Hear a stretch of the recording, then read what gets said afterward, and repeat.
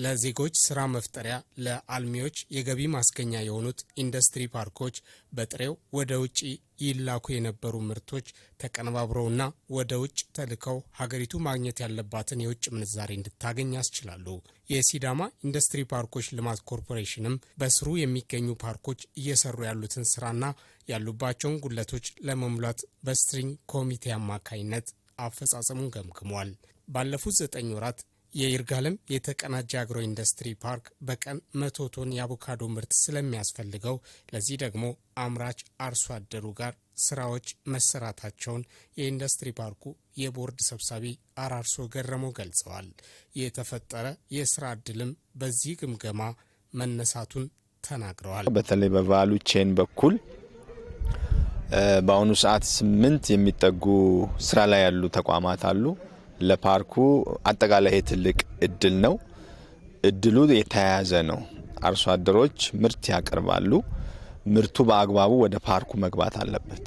በቀን ይህ የይርጋለም አግሮ ኢንዱስትሪ ፓርክ በአቮካዶ ብቻ ከ100 ቶን በላይ ይፈልጋል። ይህ መምጣት የሚገባው ከአርሶ አደሮች ነው። መሀል ላይ የገበያ ማጭበርበር፣ የደላላ መቀነስ አለበት። ለዚህ ደግሞ አጠቃላይ ስቴክሆልደሮች በጥንቃቄ ወደ ፓርኩ በአግባቡ በህብረት ስራ በተደራጀው መልኩ እንዲመጡ አሰስ የሚያደርግ ታስክ ፎርስ ነው።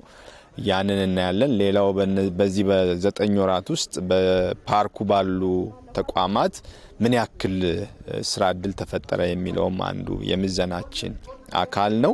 ስትሪንግ ኮሚቴው የፓርኩን አጠቃላይ ስራዎች በማገዝ ረገድ የተጣለበትን ኃላፊነት እየተወጣ ይገኛል የሚሉት የሲዳማ ኢንዱስትሪ ፓርኮች ልማት ኮርፖሬሽን ዋና ስራ አስፈጻሚ ኃይሉ የተራ ፓርኩ አሁንም ቢሆን ተጨማሪ ድጋፍ ይፈልጋል ባይ ናቸው። የስትሪንግ ኮሚቴ በቂ ግብአት እንዲቀርብ የመደገፍ የግብይት ስርዓቱ ጤናማ ሆኖ ግብአቶች ወደ ፓርኩ እንዲገቡ የማድረግ ኃላፊነት አለበት።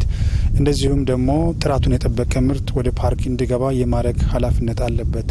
እንደዚሁም ባለሀብቶች ሳይጉላሉ አገልግሎት እንዲያገኙ ከነሱ ከራሳቸው ተቋምም ጭምር ባለሀብት የሚፈልገው ድጋፍ አለ።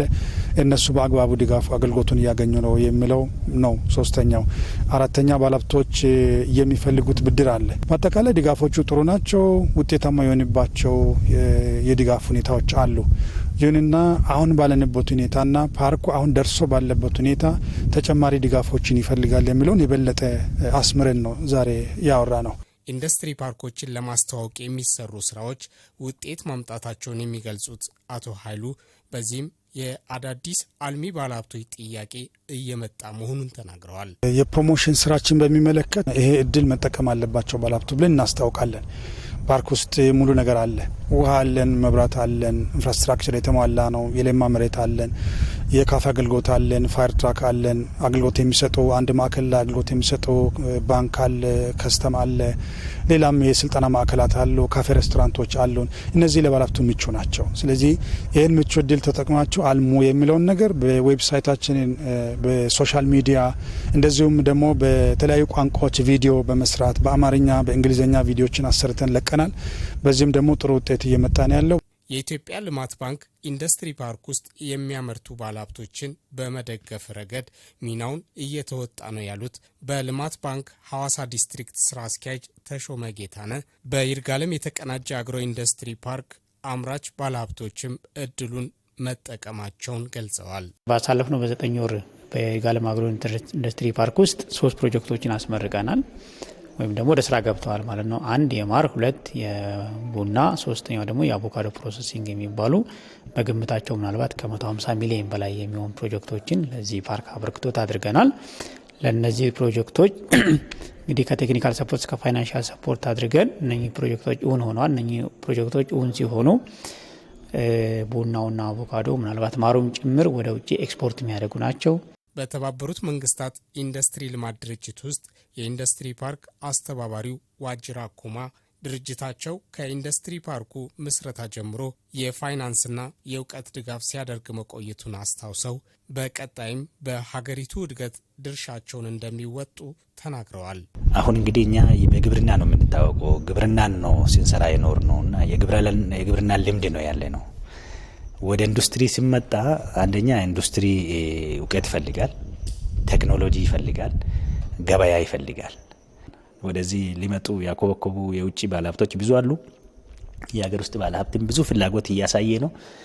እነዚህን ሁሉ እንግዲህ አንድ ላይ አቀናጅተን ለኢትዮጵያ ብልጽግና እንግዲህ እንተጋለን ብለን ተስፋ እናደርጋለን።